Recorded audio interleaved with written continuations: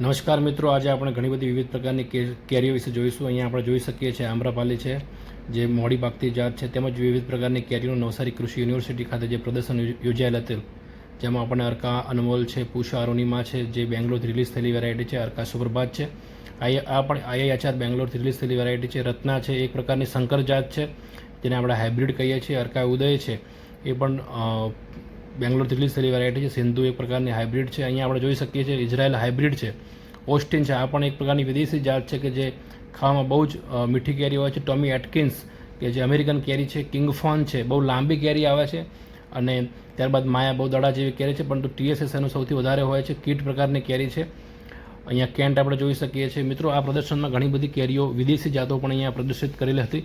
Palmer જાત છે, મિયાઝાકી જેવો કલર છે, પરંતુ તે સ્વાદે બહુ જ રસાળ અને મીઠી હોય છે। કેન્સિંગટન છે, અહીંયા લીલી જોઈ શકીએ છીએ, આ પણ એક પ્રકારની મિયાઝાકી કલર જેવી દેખાય છે। કેસરની બહુ બધી જાતો જે ભૌગોલિક દ્રષ્ટિએ અલગ અલગ જાતો આપણને જોવા મળે છે। જમ્બો કેસર છે કે જેનું વજન એક જ કિલોમાં 500 ગ્રામ કરતાં વધારે જોવા મળતું હોય છે। સાથે સાથે આપણને અહીંયા સોનપરી સૌથી વધુ પ્રચલિત કેરી એટલે સોનપરી। અહીંયા આપણે આમ્રપાલી જોઈ શકીએ છીએ કે જે મોટાભાગે જૂન મહિનામાં જ એ પાકતી હોય છે। અહીંયા આપણે સોનપરી કેસર તેમજ મિત્રો આ જે પ્રદર્શન થયેલું હતું એમાં વિવિધ પ્રકારની એવી કેરીઓ પણ હતી કે જેમાં માત્ર કોડિંગ કરેલું છે, કારણ કે ઘણી બધી કેરીઓના નામકરણ પણ હવે સુધી થતા નથી, કારણ કે જ્યારે પણ કોઈ કેરી ભૌગોલિક દૃષ્ટિમાં ભૌગોલિક સ્થાન પર અલગ અલગ હોય છે ત્યારે એના સંશોધન થઈ અને ત્યારબાદ તેનું નામકરણ થતું હોય છે। અહીંયા આપણે જોઈ શકીએ છીએ રંગબેરંગી કેરીઓ પણ આપણને જોવા મળતી હોય છે।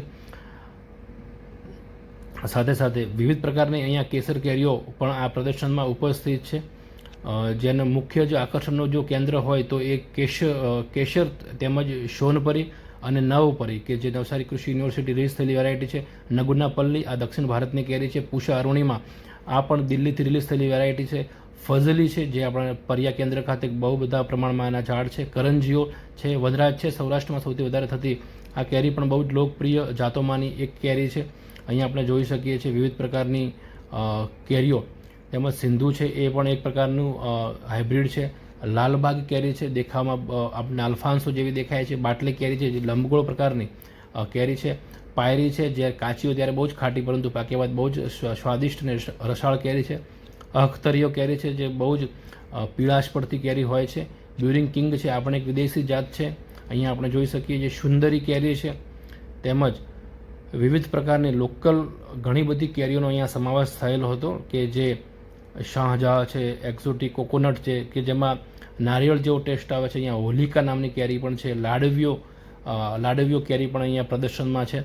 સફેદ દશેરી પણ છે, દશેરી કેરી પણ બહુ જ મીઠી હોય છે, પરંતુ જૂન મહિનામાં પાકતી હોય છે। અહીંયા જમાદાર છે, પછાતીઓ છે, કલકત્તી લંગડો છે, લંગડો તો હોય જ છે, પરંતુ મિત્રો અહીંયા કલકત્તી લંગડો, દાડમીઓ છે, બનારસી લંગડો છે, ફિરંગી લુડવા છે કે જે આફૂસ જેવો જ એનો રંગ છે। સાથે આપણે અહીંયા મોહન એક પ્રકારની આ પણ એક જાત છે કેરીની, જે આપણે અહીંયા જોઈ શકીએ છીએ। સાથે સાથે વનરાજ એ પણ સૌરાષ્ટ્રના ઘણા બધા વિસ્તારોમાં લોકલ પ્રમાણમાં ખેડૂતો એનું વાવેતર કરે। અમૃતાંગ, જે આણંદ એગ્રીકલ્ચર યુનિવર્સિટીથી રિલીઝ થયેલી વેરાયટી છે અમૃતાંગ। બીજી સાથે સાથે અહીંયા આપણે જોઈ શકીએ છીએ દશેરી કેરી પણ છે, જહાંગીર કેરી પણ છે, બદામી છે, વશી બદામી છે, રાજાપુરી છે કે જેનું આપણે અથાણું સૌથી વધારે બનાવીએ છીએ। હાફૂસ છે, જેને આપણે અલ્ફાન્સો કહીએ છીએ। નવપરી નવસારી કૃષિ યુનિવર્સિટીની પરિયા કેન્દ્રની કેરી છે, અને સૌથી વધુ પ્રચલિત એટલે સોનપરી, જે નવસારી કૃષિ યુનિવર્સિટીએ